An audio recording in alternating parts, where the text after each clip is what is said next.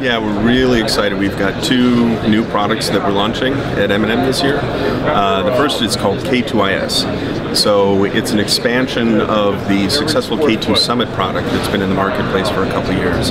It's actually a superset of the capabilities of the Summit. So it includes counting capabilities for low-dose applications like cryo-EM, zeolites, soft polymer materials, and you can switch modes in a very short period of time and then go ahead and run high-dose applications at frame rates up to 1600 frames per second.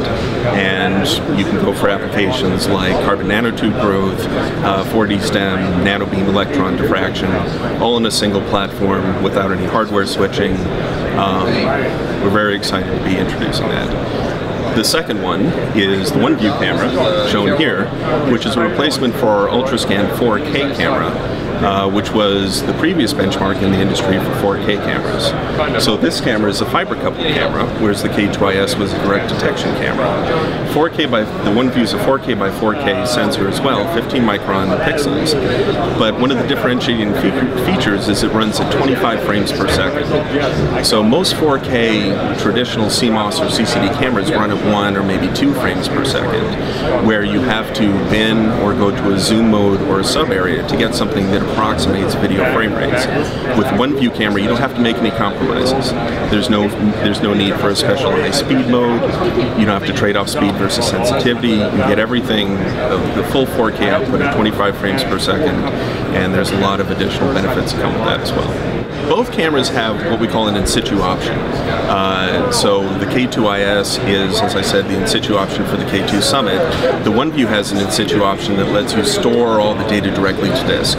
So in the case of the OneView, you would store a 4K by 4K frame, 25 frames per second directly to disk. And you can store up to 15 minutes of capture, which is a pretty long period of time for most in-situ reactions. The K2IS also can store up to 15 minutes directly to disk, but that's storing 400 frames per second, 2K by 2K, and it can actually run up to 1600 frames per second, also storing 15 minutes directly to disk. One of the other interesting features that both cameras share is what we call look-back capability. So this is a post-event triggering of data capture that ensures you never miss a critical reaction again.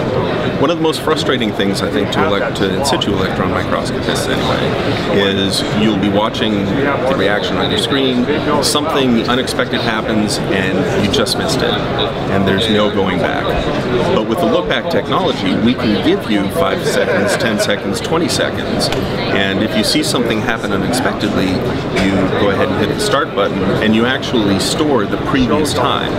So you can sit there watching a reaction. When the reaction occurs, you can take a sip of coffee, make a note, and then hit start, and you'll capture that critical reaction at the same time. So never miss another reaction again with the look-back.